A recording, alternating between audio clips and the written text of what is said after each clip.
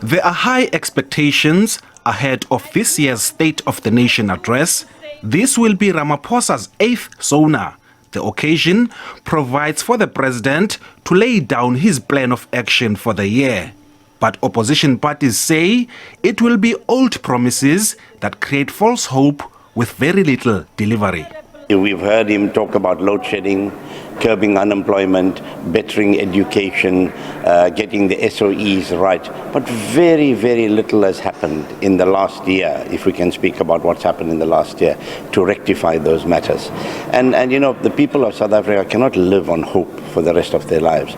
We've got to have tangible, implementable programs that will improve their lives and will take us out of this mess that we are in currently with the whole lot of corruption, SOEs failing us, the unemployment crisis increasing. Plans to eradicate load shedding seems to be a concern once again, as well as job creation, improving education, reforms in state-owned companies, infrastructure development and health.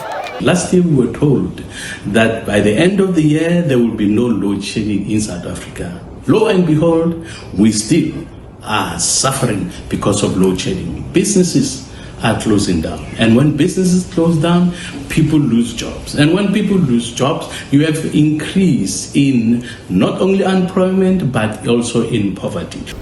We expect nothing from the SONA, expect the same rhetoric that has been happening for the past 4 years. We really expect the president to come up with empty promises.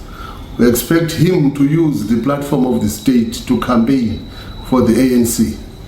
We really expect him to come up with lies and say there will be youth employment because we are on the eve of elections. Economic growth is also a point that political parties want addressed. The Freedom Front Plus would actually expect from the president to tell the people of South Africa how he is going to ensure that those crises are going to be solved for the future. He must also explain why they did not comply to their promises in terms of the electricity crisis. Many promises were made to say that the electricity crisis would have been solved last year. In the end, the president should use this SONA to apologize to the people of South Africa for the state of the country in terms of the economy, sky high unemployment. As a start, the president must address our economic growth crisis.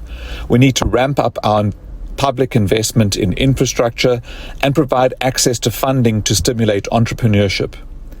The energy crisis is a severe constraint on economic growth. We must urgently add renewable energy sources to address this.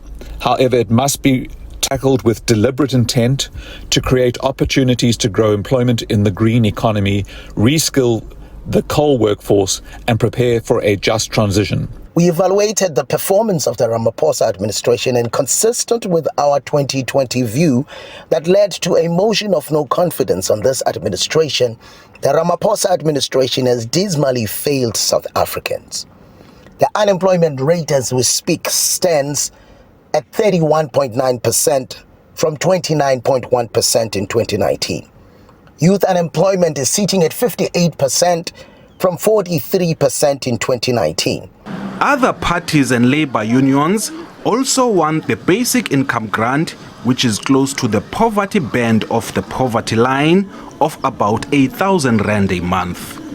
We hope to hear from the president tomorrow night clear actions that government will undertake in the remaining months of the sixth administration and parliament, including not only finalizing the two-part pension reforms, but also to see how can we expand the presidential employment program to accommodate more unemployed, especially young people. An adjustment of the SOD grant to recover the value lost to inflation erosion, and see how can we raise it to the basic food poverty line. Perhaps the point of convergence is that Ramaphosa needs to have a clear plan with timeframes to hold those people responsible accountable. The president is expected to highlight some of the government's key deliverables over the past year. Ulelani Philip, SABC News, Parliament.